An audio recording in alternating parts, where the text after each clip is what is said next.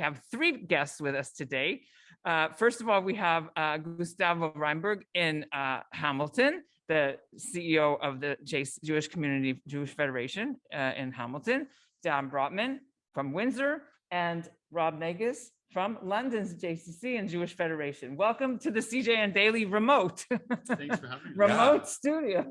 Very happy to be here. It's great to have all of you guys. And thanks for being here. We're here in Ottawa at a conference, but we're gonna talk about your amazing campaign initiative, which is to welcome newcomers plus people that want to get out of the big smoke and big Toronto and come live a better, more affordable Jewish life. So thanks for being here. Anyone can jump in at any time, but I want to know what made you guys start this campaign? I'm happy to share this story. You know, I'm always proud of this. You know, I always say that I'm a product of the effort of the Hamilton Jewish, of the Winnipeg Jewish Federation. You know, and that when they decided to go to Argentina and invite and meet people, young families, professionals in Argentina willing to move to Winnipeg. You know, at that time, I didn't know that Winnipeg exists, to be honest, but it was a great experience. And for me, I can say that was a great community effort. And that's something that I like to replicate, and I like to do it for other peoples, because it was a change, you know, like a huge change in my life. You know, it was like a great experience. And I think that there's a lot of people looking for a better quality of life, a different kind of life, and more professional opportunities, you know, and a better, maybe Jewish life in general. So I'm happy that I met Dan before, and then Rob, and also Dan coming from a different country, like me. We have this, I think we have a different perspective. You know, we know that we can do it better. And we know that we can do a big impact in people's life by offering this program, and not also in the people's life, but in our own communities. So I think that that's basically the idea and the concept, you know, to improve people quality of lives and communities' lives too. And I think if I can jump in, that I think we see two very interesting trends happening right now. So we see on one hand, the Canadian government wants to bring 1 million immigrants over the next couple of years. A slice of those people will be Jewish. It's inevitable because it's so many immigrants that are going to be arriving in the country. And when prospective immigrants are looking at where to move to in Canada, they just know Toronto or maybe Vancouver. They just think of where their family or friends might be. But for us, this is a big opportunity, because if we can put ourselves on the map and say to these prospective immigrants, you know, when you're considering cities, also consider us, it means that there's a chance that some of them will actually come and enrich our communities. So that's one trend, what's happening with Canada in terms of immigration. And then the other trend is that large Canadian cities are simply becoming unaffordable, especially in the GTA. And if you're a young family and you want a home and you want a high quality life, it is really becoming out of reach. And this is also a great opportunity for our three cities to let people in the GTA know that if you are considering moving to a more affordable city, consider us. And, you know, despite all the challenges of the pandemic, the advent of remote work was also a great opportunity, because it means that if you are going to move to a smaller community in Ontario, you can potentially bring your job from Toronto with you. You don't necessarily have to show up in one of our cities and look for a new job. Yeah, and I'll just add, I think that all three of our communities have a lot to offer.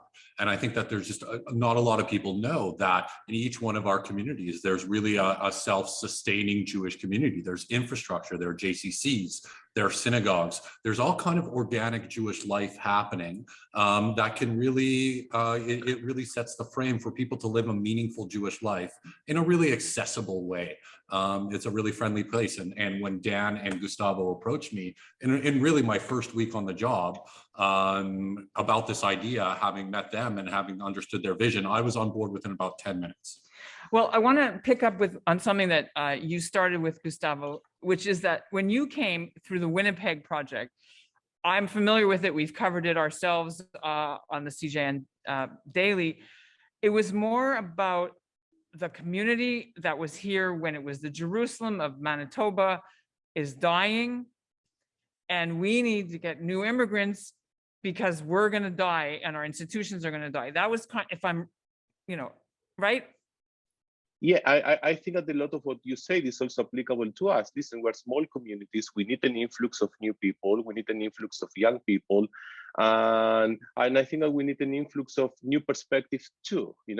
I think that if not, doesn't matter how big or small the community is, the communities die. So I think it's, and you can see that in Winnipeg, the influx of like the amount of Argentinian families, they change a little bit the dynamics of the way that the community operates. So, and I think that's important, and we are open to that. We're open to the change. We're open to do things different, to break some of the old-fashioned ways to do things, and adapt to a new reality. Many people were surprised that our three communities decided to partner on a newcomer program as opposed to each doing our own. There were some people who said, well, how can you work with London, for example? They'll steal people from you. And I think sort of our consensus was that each of our cities offers something totally different. And we're essentially offering a menu with different, we have different offerings. But we think that our menu will reach more people if we amplify our voice together. So we have partnered together to build a website, to launch a social media campaign, and to talk about this together because we think together we'll reach more people. But we each offer something so unique that we're not actually really competing with each other. For some people, living close to Toronto is a priority. For other people, being near a major research university or being right next to the US is a priority. Between the three of our cities, there's something for everyone. What are you guys expecting to get in terms of families or singles numbers each year as you go forward? Well, initially, for Windsor, we said that if we could attract 25 newcomers, we had a very modest goal, 25 newcomers within the first year of this program, we would see it as a success. You've got to remember, our community was 3,000 at its peak in like the 1970s. We're down to about 1,000 now. And the average age of a Jewish person in Windsor is probably in their 60s or older. So for us, it's not only bringing 25 people, but it's bringing 25 younger people or younger families who intend on staying in Windsor and being active in the community. So I would see that as a success for us. Mm-hmm. And in terms of a target number, I think we're on very much the same page as Windsor. If we could reach 2025 in our first year, I think that would be a huge boon for our community. And how many people live in London now that affiliate that you know? We estimate that it's around 2,500. But as when Western is in session, we estimate that there's about 3,000 Jewish students. So there are a lot of Jews in Western, a lot of Jews in London. It's about connecting them all. Mm-hmm. And what about for Hamilton? What are your numbers that you're hoping for? Well, we're hoping for, I think we have a similar number. And I think that the number is coming because we have to be realistic with our own resources. If we are expecting to receive more than 25 people, it's going to be very hard for us to receive them and welcome them properly. So I think that with the resources that we have right now as small federations, 25, it's a good number for us to take care of, because we like to listen. What we're doing is very personal. Every person who is coming in our case, like 18 families already moved the 6 months previous to the pandemic. So from different parts of the country, different parts of the world. And last week we welcome a new family from Argentina. And in March, another family from Argentina already relocated in Hamilton. But every family is coming with a very different needs. Some of them are coming with kids, some of them are not. They don't have kids yet. So everything that we are doing is like kind of one-on-one. So I think that if we like to continue with this, we have to be very realistic with the amount of people that we can receive. That's why we all thought that maybe 20, 25 families per year will be a good number to take proper care of, you know? One practical example of how this is working is next month we have a young family from South Africa that's coming to Ontario to figure out where they want to move to.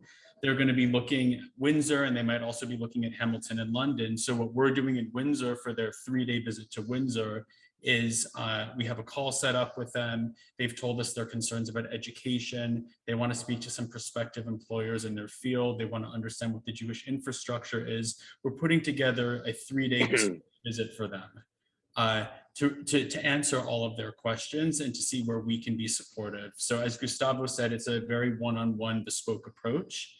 And we're hoping that that family will wind up in one of our 3 communities. So all of you are going to be there, and then they sort of speed date type of thing. If they're interested, That's right. Is that what that'll it's be going to great. be? So the Or way it's it- just for you, right? So So the I way it understood you said. works with Welcome Home is you go to our website, which is jwelcomehome.com. We have information and videos about all 3 communities, but we have a form that you fill out where we ask some particulars about you and what you're looking for. And then you tick which city you're interested in, and it sends your information to the cities that you ticked, and then those cities reach out to you. So you could speed date with all of us, you could speed date with one of us or 2 of us. It really just depends what you're looking for.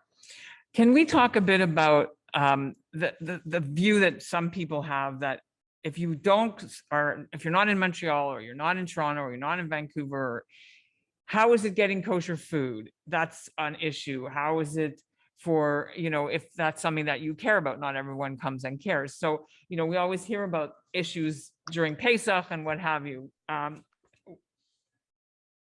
you looking primarily for not so religious people, non-Orthodox people, because of that issue? Like in our case, I mean, we really don't care. We really welcome everyone, including intermarriage. You know, it's not for us to decide if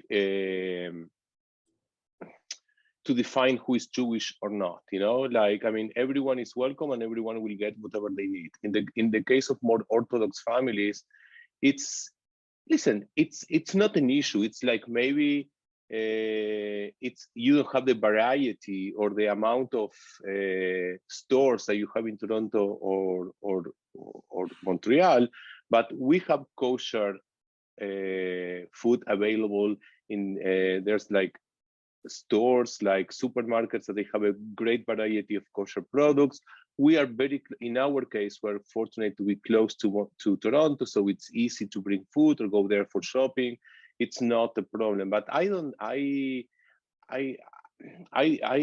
think that the kosher food or kashrut is going to be an impediment for people to. It's not a deal breaker. Yeah. To Hamilton, not at all. I mean, it's not going to be like, you're not going to be around the corner and find the kosher meat, but it's available in Hamilton. So okay. In Windsor, we're in a pretty unique situation. So we have 2 rabbis right now in the city. They both happen to be Orthodox. We do not have an Eruv, and we have a very small population that keeps Shabbat. But what's unique about Windsor is that we are 10 minutes away from a Jewish community that's almost the size of Montreal. So the Detroit, except during the lockdown, but that's another story. correct. God forbid you have another one. But under normal circumstances, including today, the border is fully open. Our whole life revolves around the border in Windsor. So we have huge kosher supermarkets, Jewish day schools, every type of synagogue you would want over the border, as well as events almost every day of the week happening in the Detroit Jewish community. So if we begin to view ourselves as part of the Detroit Jewish community, we actually have a lot to offer. Sure, it's easy. But I think that, I think the major impediment would be not having a large Shomer Shabbat community in Windsor, as well as a lack of Eruv, but certainly access to kosher food, events, day schools. If you don't mind sending your child to school in the US, it's no problem. And to be honest, I'll ask you in a second to weigh in, but the immigrants who come to Winnipeg in their program are not primarily super Orthodox religious from what I've seen over the years. many of Correct. them are not. Mhm. Most of them are not. Yeah. So Yeah. it's not an issue. Yeah. No, I mean, I think that a lot of the themes that you see in the other two communities are applicable in London as well. We do have a relative, considering our size, I think there are quite a few people who are Shomer Shabbat. Is getting kosher food difficult? I would say you definitely have to put in the effort. There are, limited number of grocery stores where you can buy kosher food and kosher meat that comes frozen. But there are sort of grassroots initiatives between the Jewish community. People will place an order from Toronto and let all their friends know about it. They'll place an order from Hamilton. And I also think in terms of getting access to more kosher food, it's a little bit of a field of dreams scenario. If you build it, they will come. If we can attract more people who and create that need for kosher food, it will sort of enable us to provide more for our kosher keeping Jewish community residents. You guys are looking, I looked at your website. There's Russian, Spanish, English for South Africans. What about Israelis? Are you guys looking for Israelis? The controversial question. So we, one of the advantages of partnering as three communities is that, as I mentioned, we could amplify our voice, and we couldn't target every geography in the world. So we needed to be strategic, in which communities are people looking to relocate and who can relocate the fastest. So GTA was our #1 priority just because of what's happening with the cost of living. That right now is the region that we are focusing on in terms of our social media marketing and our outreach. Once we move beyond the GTA, the two other geographies we're looking at targeting are Argentina and the Russian Federation, which is why you see Spanish and Russian on the website. I came to Windsor from South Africa. I was living there for 10 years. I have a lot of ties still to that Jewish community. So while we're not targeting South Africa, I certainly get a lot of inquiries from there. But we're not specifically targeting Israel. Russia and Argentina would be the two foreign countries right now. Okay. Does anybody want to tell me the cost of this? Have you guys got a budget for this? Can you say? Well, so the initial stage of this program was a marketing campaign. So it was setting up the branding, setting up a website, paid social media marketing, videos. Each community has their own arrangement in terms of financial assistance if they choose to provide that. In Windsor, we do provide relocation stipends of up to $5,000 per new arrival. Obviously, it's assessed by a committee, but we did make that available for those who need it because it is really expensive to move anywhere, even if you're just coming from Toronto. It's $10,000 just to move inside a city, at least minimum. What about in Hamilton, financial? Well, in Hamilton, what we did is because we already receive a big amount of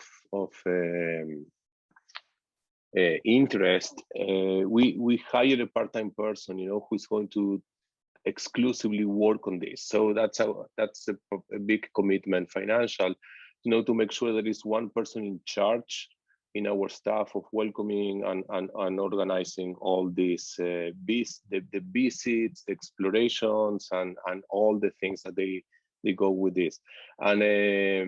And yes, we have like some money in our budget to allocate it to this initiative. And in the case that the needs, increase, or there's more people coming, we have like some top donors willing to help us to make it more easy for us to afford and help more people. Some people offer like apartments at the special rate for newcomers if they have to rent temporarily. So I think we are in the very first step, but we are getting ready just in case that this is explode. Like I remember going back to Winnipeg. We were the first family to move there. So it was January 1997.